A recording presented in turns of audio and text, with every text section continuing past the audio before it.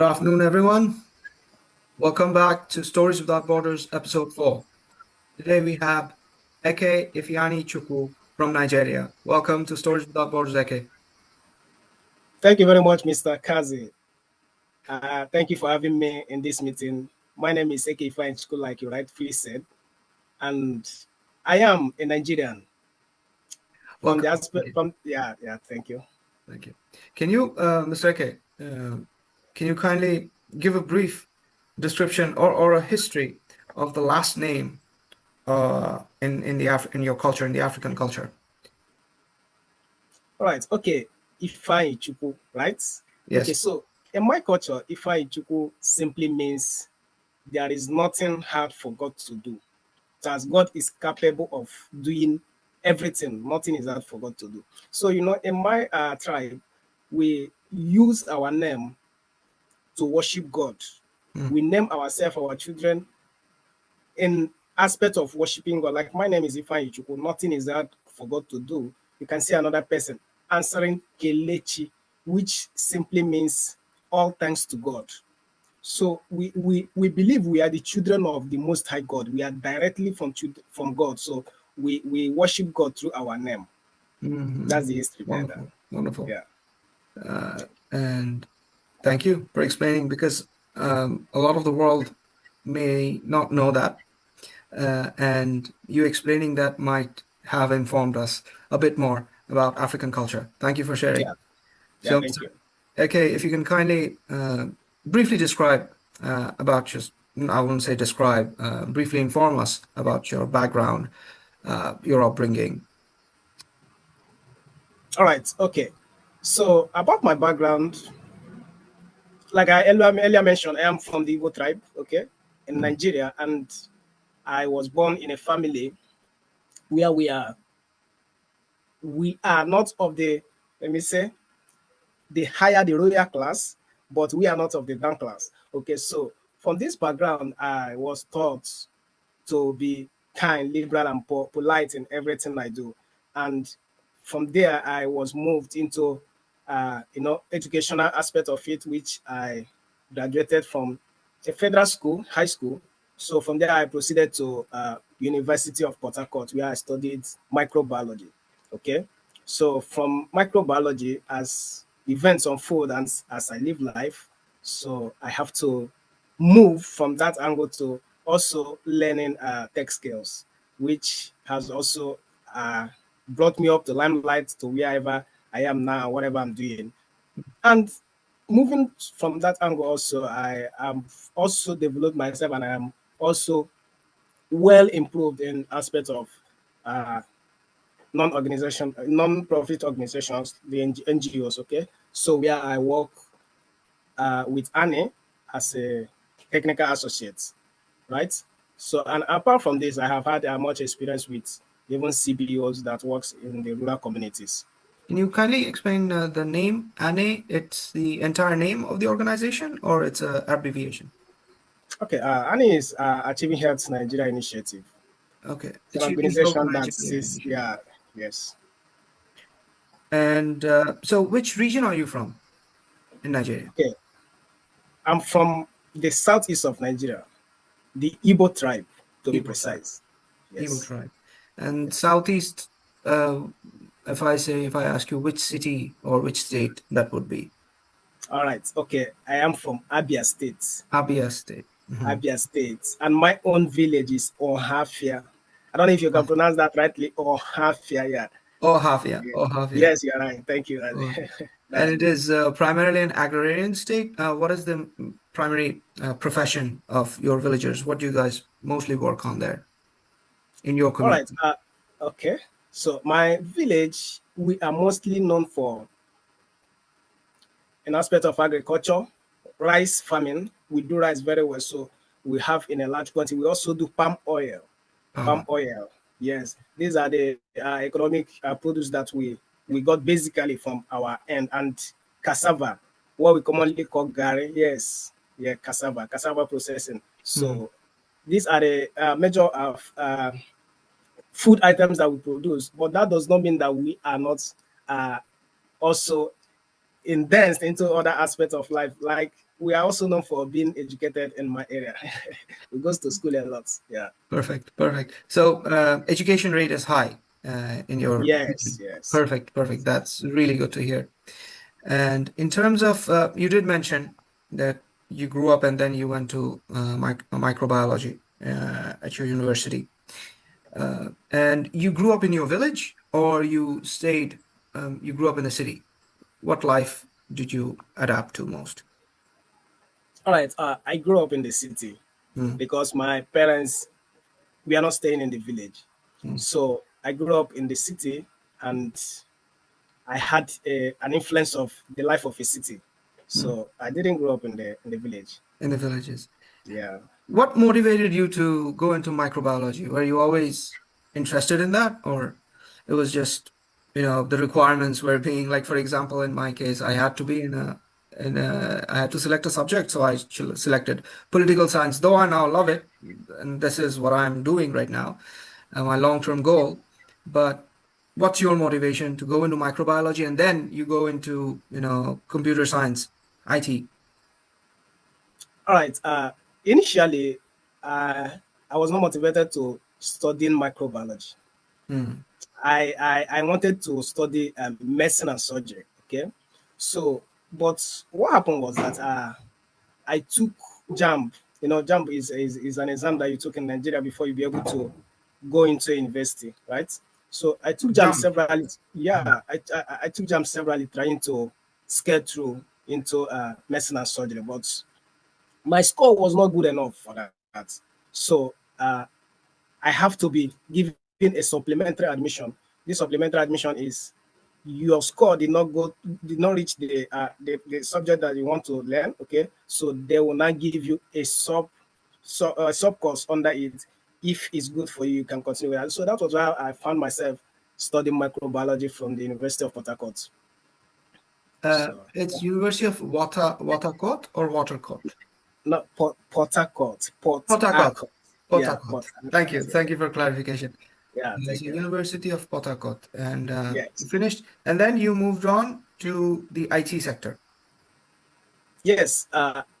After my school, studying microbiology, it Mm, was almost as if it wasn't working out.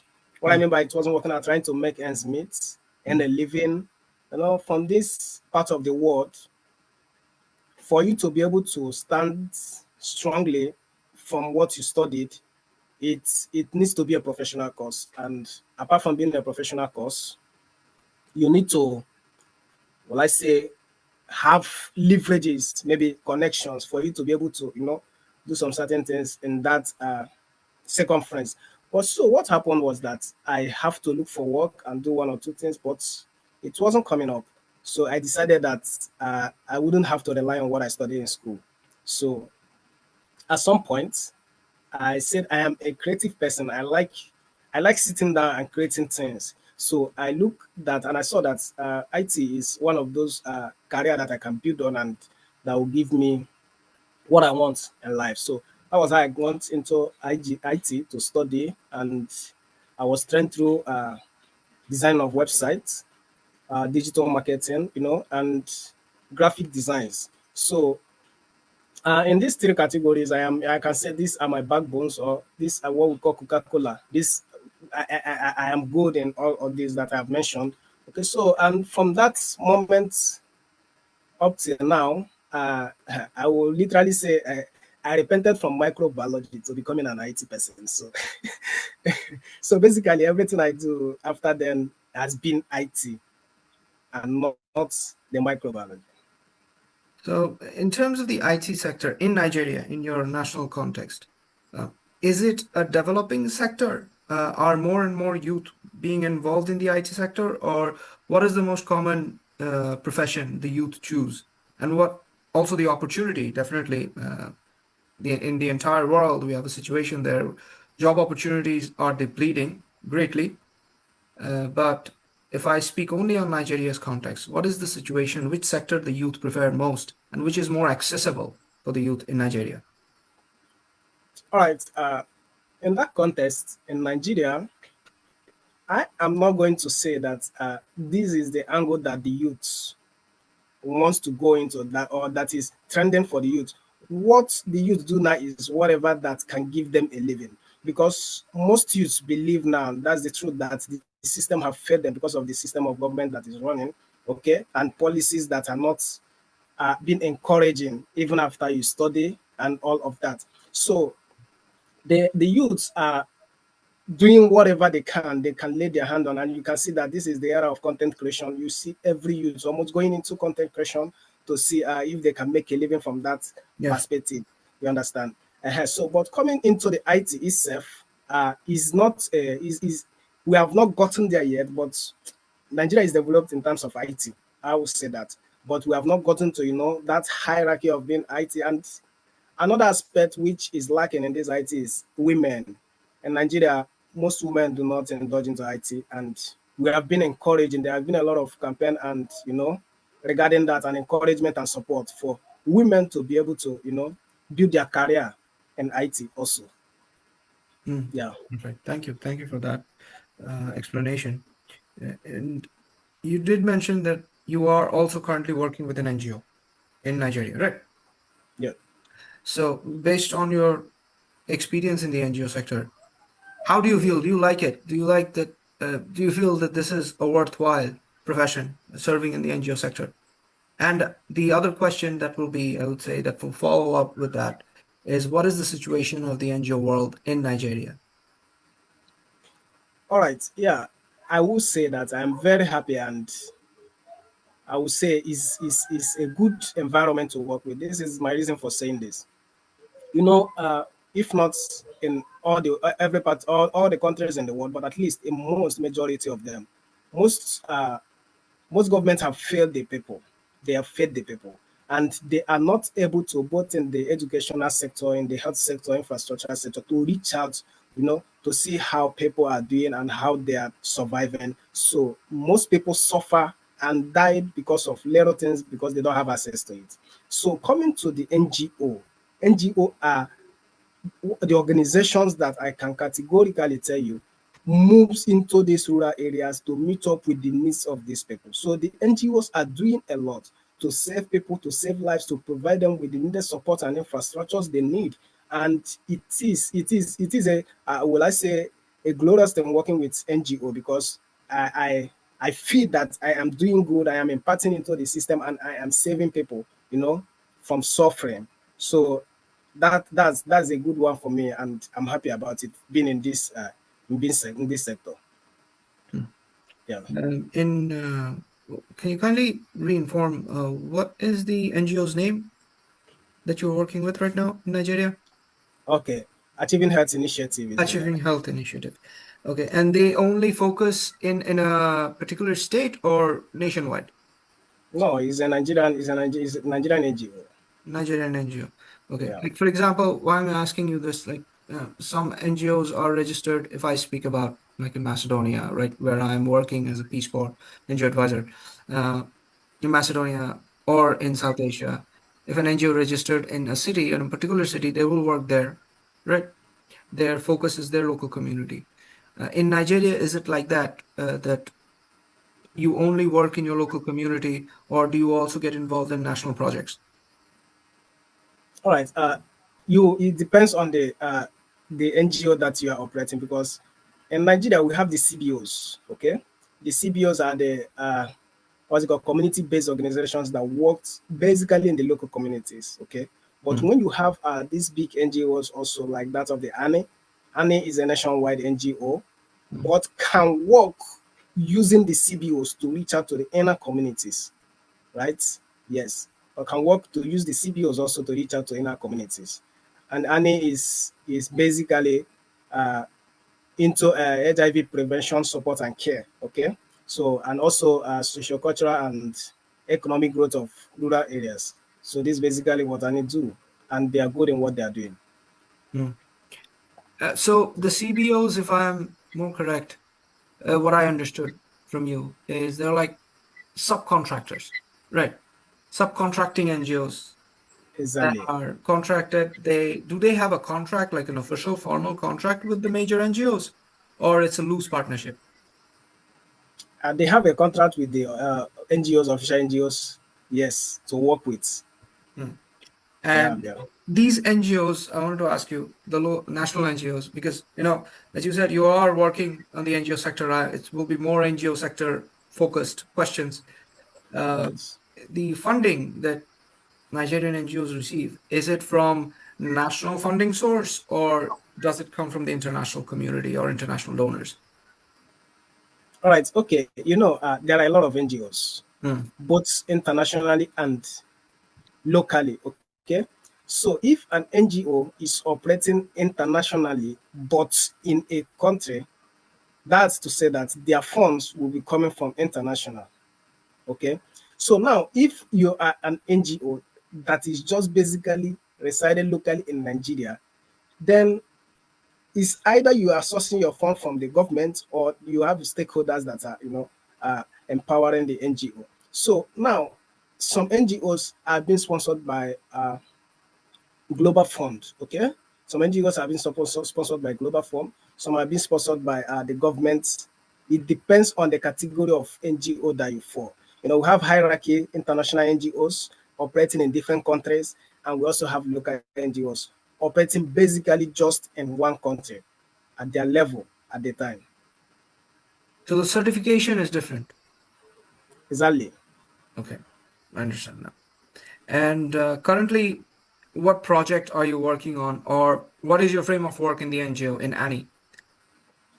Okay. My frame of work in ANI is backstopping an LGA. Okay, backstopping an LGA. What it means is that I'm foreseeing, let's say, Oboro local government area. So if I am backstopping Oboro local government area, that means all the facilities where we work with, okay, is under my watch. So I work through all those facilities to make sure that our targeted goal is achieved every end of the month or every year, depending on the target we have.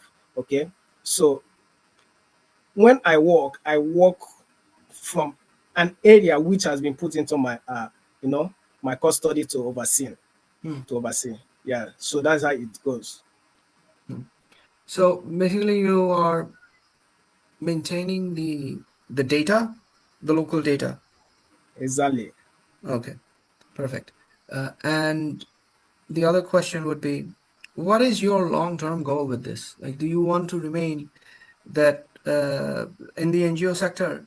Do you think staying in the NGO sector would be a beneficial route for your long-term career? Yes. Being into the NGO sector, I want to stay here for long. Why I would want to stay here for long is because one, I want to build a strong career in NGO sector. Secondly, I want to be a part of changing the society for good. Yes, I want to be a part of changing the society for good. And seeing myself from that perspective, I don't see myself living as early as possible. No, I'm here for Mhm. now. Perfect. I love your Yes. motivation. Yes. Yeah. And are there any um African NGO community that collaborate together? Do the NGOs in Africa collaborate together or no? Okay. You know, in the NGO world, there are different targets that people go about. Maybe this NGO might say, okay, our target will be on the educational sector. This one will say is health, okay. This one will say is empowerment. So this has made some NGO, in fact, I will not say some, in Africa or in Nigeria, that collaboration has not been there. That collaboration has not been there. And I don't know if it is extended to other parts of the world. There is no strong collaboration of NGOs. Cross-border collaboration is non-existent, as you found. Yes. Yes, yes. I don't see that. And why would you think that is the situation? It is because of the institutional structure. Is it the government structure or the regional challenge? Why do you feel that this is the reason, and what do you think that needs to change for this collaboration to be achieved? Because non-government organizations are right now, after government services, they are pivotal for local community development, right? And for that, cross-border knowledge sharing, cross-border collaboration is essential, which we really need around the world. I don't think it's only a Nigeria situation or Africa situation. It's a global situation. It's a global, I would say, negative, net negative that we have right now is lack of collaboration. So according to you, what do you think this needs to change for more collaboration to take place in Africa's context? All right. I think the first thing that we have to start with to change this is to, you know, build up a campaign that will teach the NGOs the need, the importance of collaboration. Okay, that is going to help a lot for us to be able to achieve more volume of whatever we target at than individually. And apart from that, I think that the stakeholders' interest is also part of this because if we come together as stakeholders and maybe the funding that is coming uh, isn't in our interest, is not much enough, or how to manage that funding, I think the stakeholders wouldn't want to be in that joint collaboration. You understand? So I think that aspect of funding also is one of it because a lot of interest are in it. It involves money, right? It involves money. Yeah, and another thing is uh, maybe the distance barrier of different NGOs. Uh, if I should say, which shouldn't have been because no matter the area, no matter the location where you're operating with, if we are meant to understand that we can work together, and you can see technology have already solved a lot of issues for us. We can be apart and we work together. So if we are meant to understand the importance of all of this, I think we'll come out better to join together to do more than we are doing in the world right now. Yeah, what I believe, as you mentioned, technology has changed so many things. Knowledge sharing Yeah. between NGOs. When I mean knowledge sharing, you are, say, for example, an NGO from Africa. Annie isn't from Africa. My local NGO is in Macedonia or in Bangladesh, or there's an NGO in the United States. So we will give you, like when we share information, we get innovative ideas. We also have networking, increase in networking that provides us more opportunity, not only for, collaboration or knowledge sharing, but also opportunities. For example, grants, open grants, fundraising opportunities, right? Yeah. Different Yeah. innovative ideas. And I think uh, one of the detrimental facts, I won't say detrimental facts, one of the cons is in the NGO sector, this is very conventional, very orthodox, very traditional way of thinking that either it has to be through a grant, you have to write a grant, which is drying up, right? As you work in the NGO sector, receiving grant is very difficult. You either have a good channel of donors or uh, you do local fundraising. I wanted to ask you, what is the situation of local fundraising in, like community fundraising in Nigeria for the NGOs? Local fundraising is not easy in Hmm. Nigeria because everybody wants to thrust their money into the hands that will use it judiciously. So it's hard to convince people or donors for fundraising unless maybe they have seen the work you put in there and they are already convinced that you are already doing well in that perspective. So they will be willing to do that. But as a starter, is not easy. It's not easy. Hmm. So, for only, I think major NGOs can successfully implement community fundraising, right? Yeah. Hmm. And the other question would be, in Nigeria's context, in your own local community's context, as you grew up, you experienced a lot of things as you grew up in Nigeria. What is the most important what sector, not aspect, I would say, what is the most important sector that needs to be worked in Nigeria? Sorry. What is the most important sector on which work is need to be done in Nigeria? Okay. The sector that I think a lot of work needs to be done in Nigeria is educational sector. Mm, That's the number one, but every other sector need to be worked on. That's been the truth. That's the truth. Even the health education, infrastructure sector, all angles. But number one, the educational sector need to be worked on, and that will help a lot to also, set the other sectors in good shape. Why would you say the education sector? Why do you feel it's the most important? Educational sector is more important because knowledge, they say, is power. When you have knowledge, when you're educated, when you know what you're supposed to do, you will be able to, go on with your day-to-day activity. You'll be able to know the right thing to do, and across other sectors, you will be able to be empowered with the skills and knowledge which you need to do that. Because if the education is not straight, if the education is not being taken care of, basically it's going to cut across other sectors and it's going to affect them deeply. What are It the will. current challenges in the Nigerian education sector that you believe that it's very difficult or it's making inaccessible to for the youth who want to excel in their education? What are the current challenges in the Nigerian education sector? Okay. The current challenge I see are the infrastructure challenge. Okay, Mm. putting up the educational sector environment into good shape, academic friendly. Okay, and another aspect which I see is paying of salaries to the lecturers as at when due and all the incentives that are involved. That is another aspect, and also making education affordable and not expensive for the common man to be able to have access and get educated. The public schools are the public schools free? The public schools, is it in the high school level or is it in the university level? Hmm.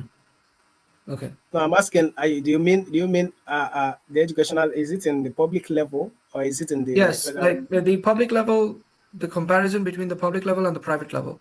What is the situation there? All right. Okay. In Nigeria, you wouldn't say education is free, but like in Nigeria now, we have 36 states, okay, and one federal capital. Mm. You can go to one of the states and they have their basic education for free. Okay, the basic education for free. Then you can go to another state, they don't have the basic education for free in that state.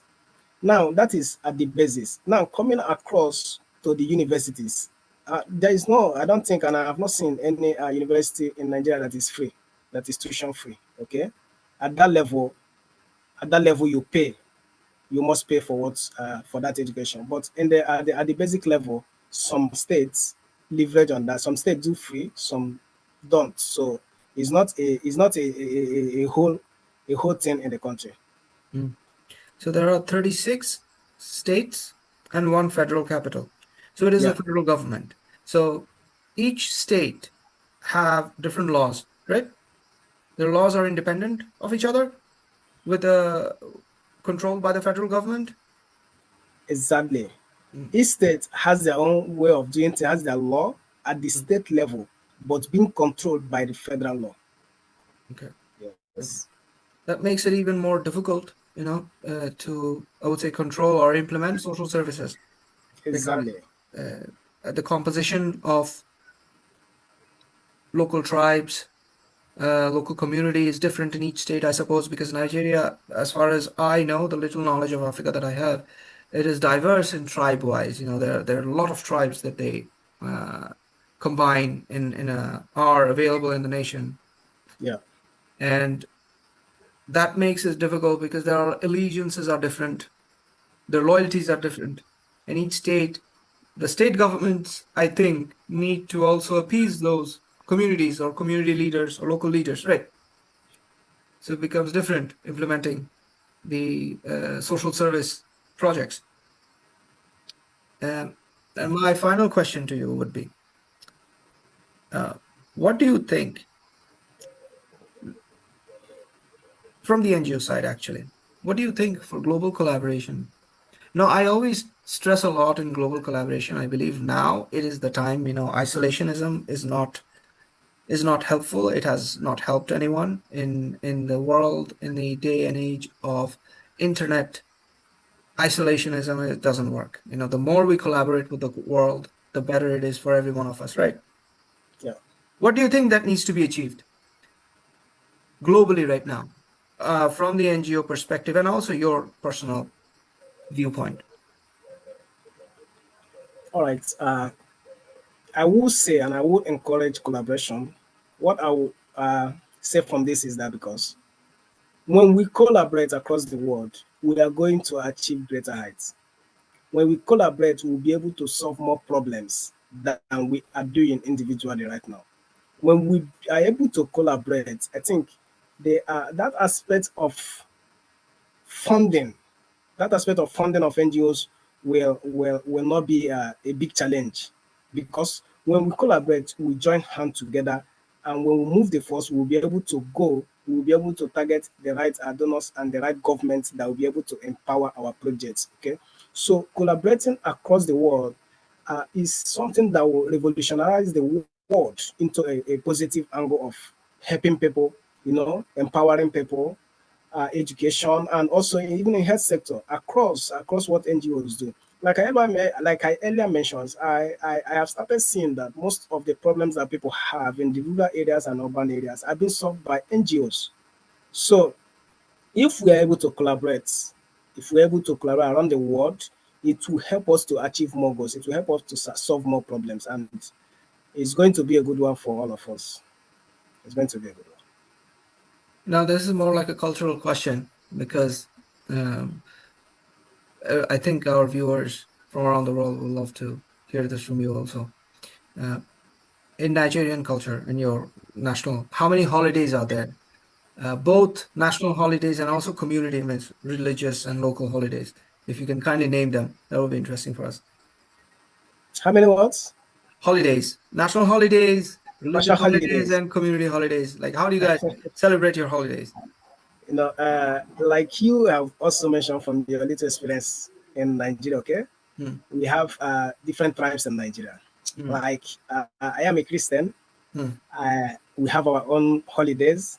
hmm, From that perspective, hmm, to for that federal character to be there, that holiday will be given to the Christians. Now we also have the Muslims, right? hmm. They have their own holidays. For that federal character to be there, to be exercised for everybody, they will be given their holidays. That is apart from the national independence holidays, democratic holidays, and all of that. Okay, so I don't have the specific number of holidays, but I can tell you that these are things that influence, one of the things that influence the holidays we have, and we have a lot of holidays in the in a In a year. year, in a year. Yes, yes, So yes. does tribes they have their own holidays, separate rituals? I would say holidays. I wouldn't say it's rituals. Do they have their own festivals, basically?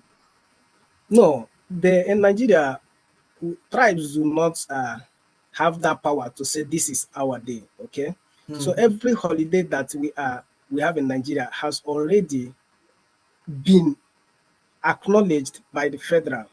So at that particular day, this is the reason why. If the government see a good reason why they should have a holidays for this, because of what happened in your tribe or whatever, they are the one to say, because of this, that day, this day is a holiday. Okay, so okay, it's a national thing. It's a national thing. A tribe cannot just come out and say today is our holiday and everywhere will be locked up and all of that. perfect. And lastly would be the cuisine, because I want to learn about that, and I hope our audience can also learn something about Nigeria from you. What is your national dish in Nigeria? Okay, our national days in Nigeria is 1st of October. Okay, 1st of October is one of our national day, which is our Independent Day. Okay. Hmm, Then we have the June 12th, which is our Democracy Day. June 12th is our Democracy Day. Then 1st of October is our Independent Day. We also have our 27th of May is a Children's Day. Okay. We also have what's it called? 1st of May. Yeah, 1st of May as our, if I'm not mistaken, as our work day. or That Labor is, Day, yes, International Labor Day. labor. Yeah, International Labor Day. Okay. Perfect. So, and among others, so So these these are our are national these days. are like a handful of those. And we have only 2 minutes. If you can say, I actually asked you what is the national dish or the food. If you can, in brief, 30 seconds, tell us what's your national food or dish. National dish for Yes, for and Nigeria. and and and and in Nigeria, we have different tribes, and this cuts across our dish, right? Huh, But if we should come close to saying, generalizing our national dish, that should be swallow. Let me say eat, food, swallow, like gare, cassava. So Cassava. because Huh. across the whole of Federation, all the tribes eat cassava, depending on which form they made it. But the most important thing is that we are eating it with soup. Soup. So Perfect. Perfect. yes, yes, Cassava with soup. Perfect. yeah. Thank you, okay? Thank you very much. Thank you very much. Folks, that's all for today. The fourth episode of Stories Without Borders. Hope to see you all soon on our next episode. Thank you. Thank you very much, AK. Best of luck. Thank And you. Thank the you very floor. much, Mr. Kazi, for having me here. Thank you very Thank much. you.